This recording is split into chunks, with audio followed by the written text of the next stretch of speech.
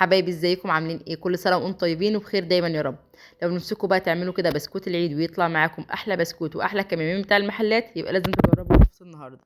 المعنى الحرفي كده للنعومه والذوبان، ده غير ان السكر بتاعنا مظبوط على الشعره. عارفين بقى البسكوته كده اللي تنزليها في كوبايه الشاي وتطلع معاكي كده ماسكه نفسها وفي نفس الوقت بتدوب وانت بتاكليها؟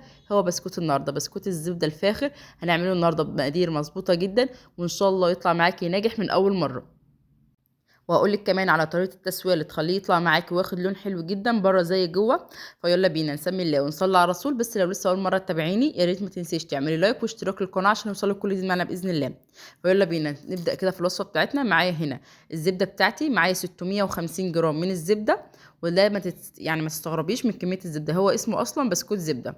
ومعايا هنا 350 جرام من السكر البودره، ومعايا هنا 4 بيضات بدرجه حراره الغرفه، ومعايا هنا كيلو من الدقيق. انا هنا مستخدمه دقيق متخصص للكحك والبسكوت نوع سنبله الفرات. تقدري تستخدمي اي نوع انت بتفضليه في الدقيق بتاعك. والزبده نفس الفكره، تقدري تستخدمي اي نوع زبده. بس طبعا لو هنتكلم على الانواع، طبعا هي النيوزيلندي اعلى حاجه.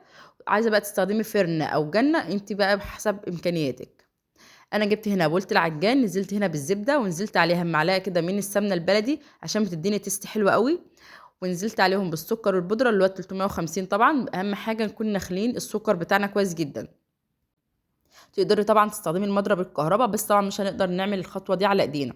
يبقى لازم كده نفضل نضرب الزبده مع السكر لغايه ما القوام بتاعها يفتح خالص.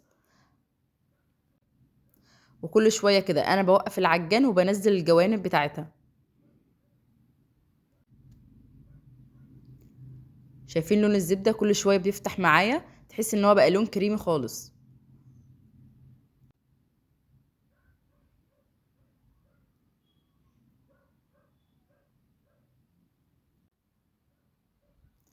هرجع اضرب تاني لغايه ما القوام بتاعنا يفتح.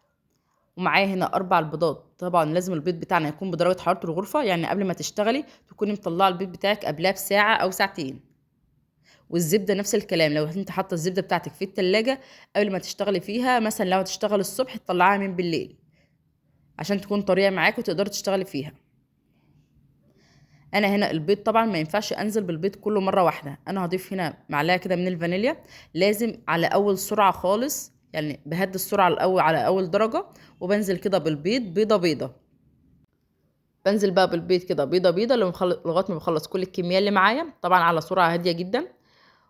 وهو شغال كده بنزل بقى بمعلقه كده من قصنص الحليب، تقدر تستغنى عنه خالص، بس هو بصراحه بيدي طعم حلو جدا للبسكوته بتاعتنا، وده يعتبر سر المحلات المميزه. هنا بقى معايا نص كوبايه من الحليب. ودور الحليب هنا ان نخلي البسكوته بتاعتنا تكون متماسكه، الحليب بتاعي يكون بدرجه حراره الغرفه. بيخلي كده البسكوته تكون متماسكه شويه، او لو من غير الحليب بتكون البسكوته دايبه زياده عن اللزوم.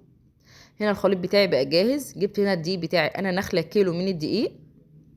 هشيل كده معلقه من الدقيق وهضيف مكانها يا اما نشا يا اما كاستر. انا ضفت هنا معلقه من الكاستر، واضيف معلقه صغيره من البيكنج باودر. ومعايا هنا معلقه كبيره من الحليب البودر. الحليب البودر هنا اضافي، تقدري تستغنى عنه مفيش اي مشكله، بس هو بصراحه بيديني نكهه حلوه للبسكوته. ورشه الملح طبعا ما ننساهاش. انا هنا هنزل بقى بالدقيق كده نص كميه، مش هنزل بيه مره واحده. في المرحله دي احنا مش بنعجن، احنا يا دوب بس الخليط بتاعنا يمتزج كده مع بعضه. اول كده ما كميه الدقيق اللي انا ضفتها في الاول اختفت، بنزل بالكميه الباقيه. زي ما اتفقنا في المرحله دي مش محتاجين نعجن نهائي، احنا مجرد بس ما بنعمل تقليب كده لغايه ما الدقيق بتاعنا يختفي وكل المكونات تبقى مع بعضها.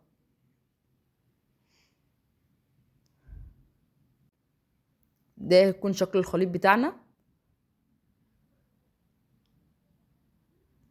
معايا هنا بقى الكيس الحلواني اللي انا هشتغل بيه، ده كيس قماش.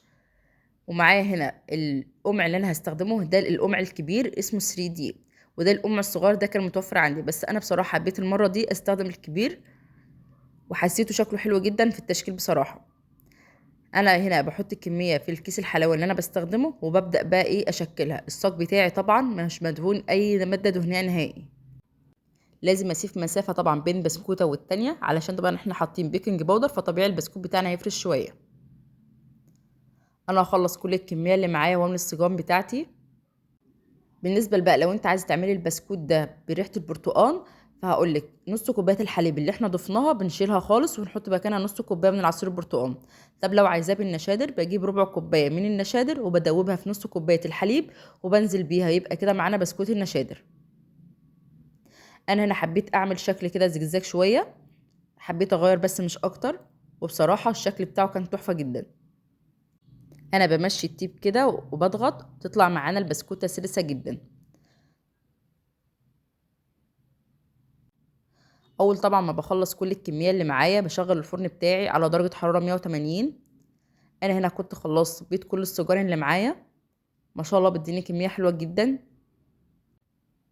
ببدا بقى كده في التسويه، بدخله على درجه حراره 180، بشغل من تحت بس مش بفتح الشوايه خالص عليه، بصبر عليه لغايه ما ياخد اللون الحلو ده من جوه ومن بره.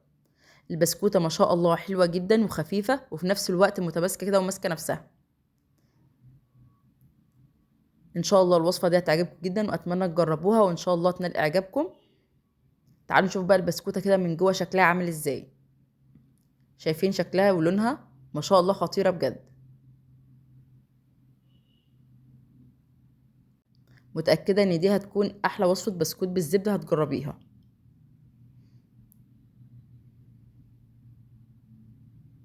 لو وصلتي بقى معايا لغايه هنا يا ريت ما تنسيش تعملي لايك وتعملي اشتراك عشان يوصلك كل جديد.